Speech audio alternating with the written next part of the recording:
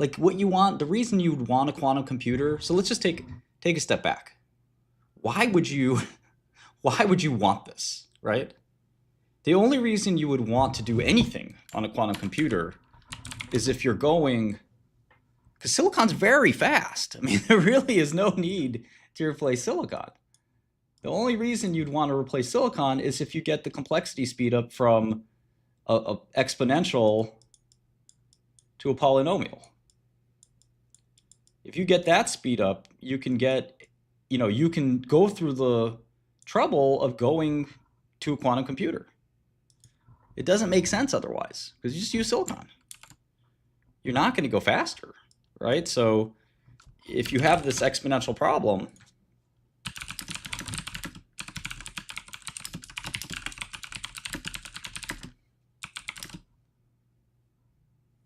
yeah, let me make this clear.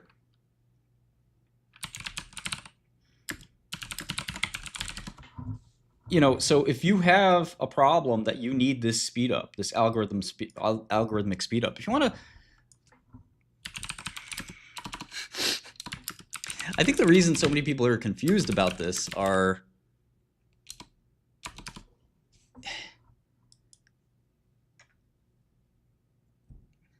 is just not many people learn these things. Here's a classic called CLRS. This is the classic book. If you haven't seen this, CLRS is there. Oh, it's right here on the web. You can read this. And Rivest of RSA fame is here. Rivest is one of the authors. He still teaches at MIT. So read this book. It's only 1,300 pages. It said that in an early edition, Bill Gates had a page at the end that said, in the version 1 of this book, allegedly, Bill Gates had a version of this where Bill Gates on the last page says, if you've made it this far, come get a job at Microsoft. Not many people care about this. So it's CLRS for the names of the authors. Not many people care this much, right? People care about the story. People care about the stock price. People care about the quarterly earnings. Well, why not go to the thing that drives those things, right? The quarterly earnings don't come out of nowhere. The stock price doesn't come out of nowhere. Eventually, it goes to the underlying pieces of what's happening. And if you understand those, well, you don't have to worry about anything else. No, CLRS is the book. That's the algorithm book. Oh, is that the art of okay, the art of programming has the Gates thing. Okay, got it. That sounds right. So in any event, that's what I like to do, and that's what's made me a successful investor. As much as the last few months have been frustrating over the long period of time, I have been a very successful investor, and at the highest levels, dealing with huge amounts of money.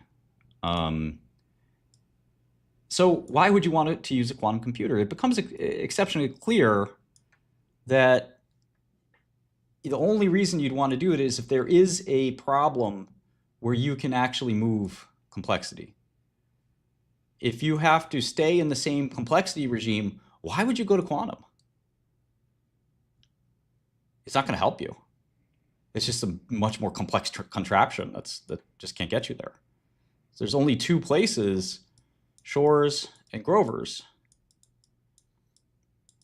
And Grover's doesn't get you a complexity class change. It gets you this little O square root of n change, which, depending on who you are, may be small, may be big.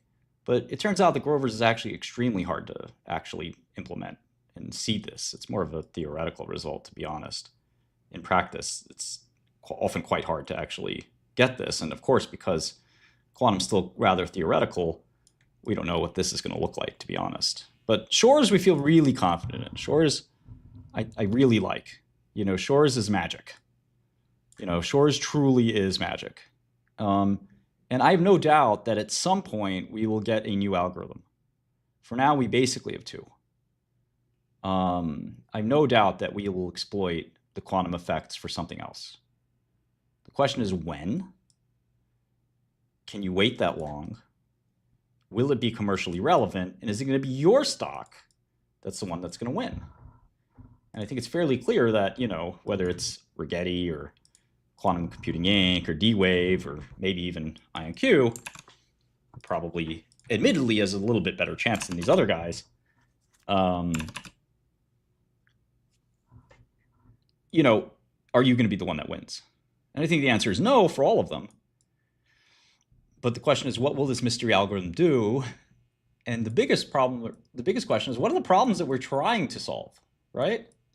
What are the problems that require such high compute we need to get out of the silicon regime? There just aren't that many. These processors are really good. There aren't that many heavy compute problems. We have Crisis, that's a joke, of course. But you have things like math, simulations. There really aren't too many places where you need massive amounts of compute every day. If you went to a researcher at Harvard and said,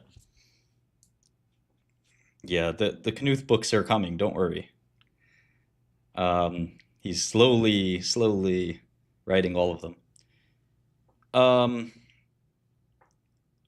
If you went to any researcher in any discipline, okay, at Harvard or MIT or whatever, I had a great chemist who passed away.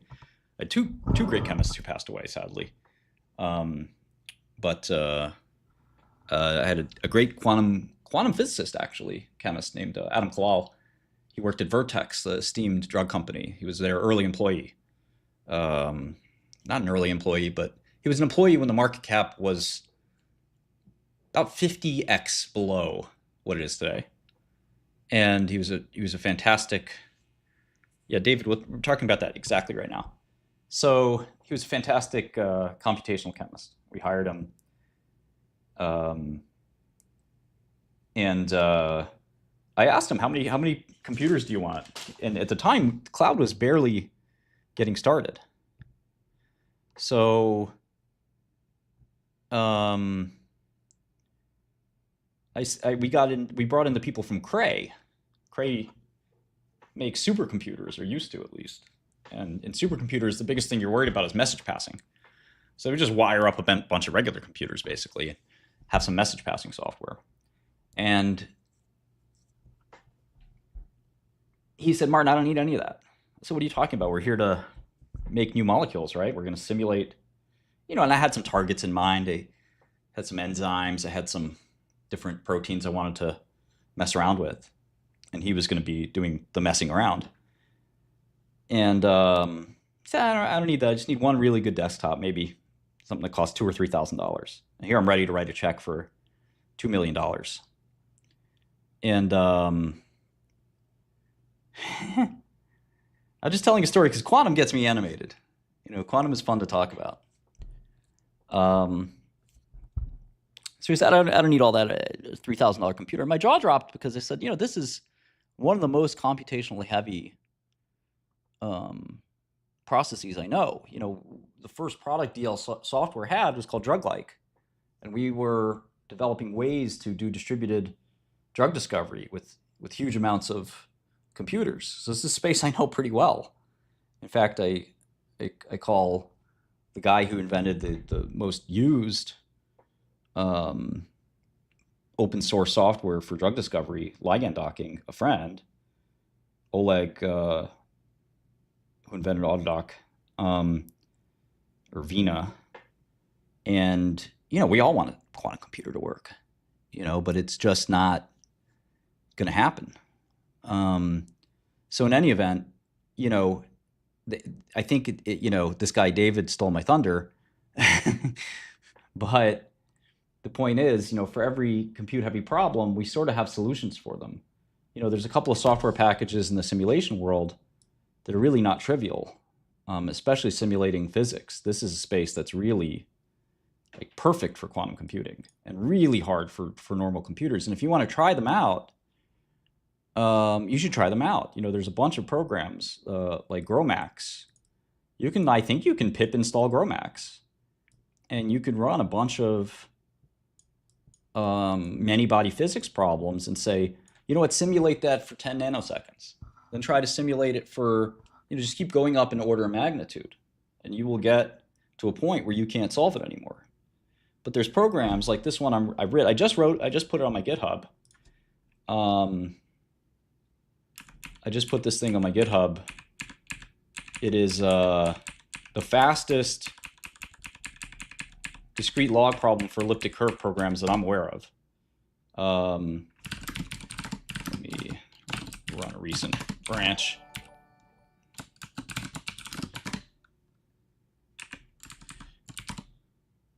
So this is, to my knowledge, this is my program, the fastest elliptic curve solver there is. I'm working on a 2x, 3x speedup, but you can see I'm doing 500 million keys a second, which is quite a lot faster. But if I keep adding a 0, what happens? Let's see if I can show you this a little bit better. If I keep adding a 0, it gets slower and slower. Why? Well, that's exponential. The problem is an exponential problem. I eventually just can't. This will run between now and the heat death of the universe. So I need a way to get a polynomial time algorithm. Nobody's found a polynomial time algorithm for this problem. It would be bigger than a Turing Award or a Nobel Prize. It would be most important, especially if it generalized to something else. It'd be the most important discovery in humanity. Does P equal NP is one of the most important questions humans can simply ask.